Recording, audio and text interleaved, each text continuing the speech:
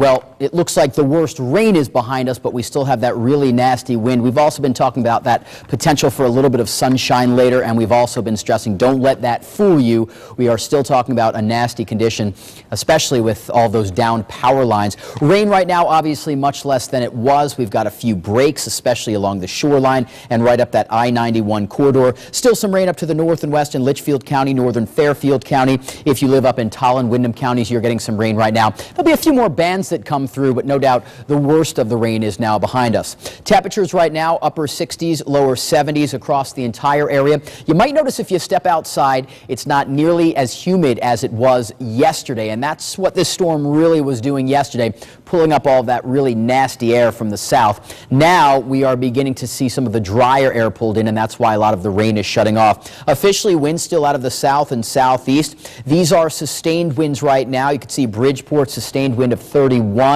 Meriden 23. So officially for tropical storm force winds, we need 39 or higher. If you are in Groton, we have that this hour.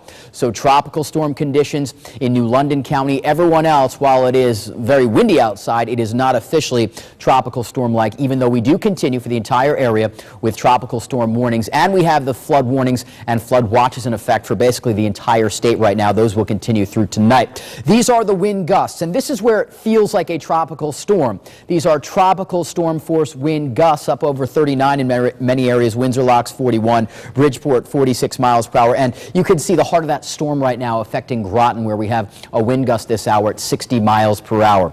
All right, there is the storm. The center of it is now exiting to the north. We've got a lot of dry air down to the south. Notice some of these showers on the backside. Few more might push through, but clearly the worst is now behind us. Satellite picture shows the thick clouds from Pennsylvania through New York, over through Massachusetts and New England.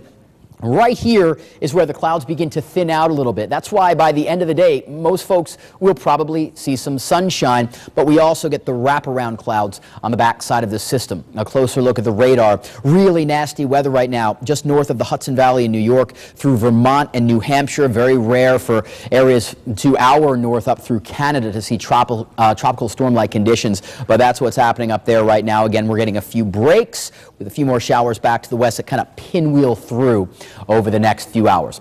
All right, Hurricane Irene, winds right now 60 miles per hour, anything below 74. That is a tropical storm versus a hurricane. Still a tropical storm tomorrow, Monday, 8 a.m. as it goes up toward Canada.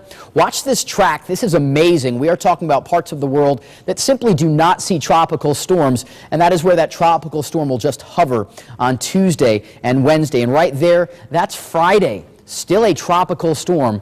That is pretty amazing. Let's talk about the wind field. The yellow shading, tropical storm force winds.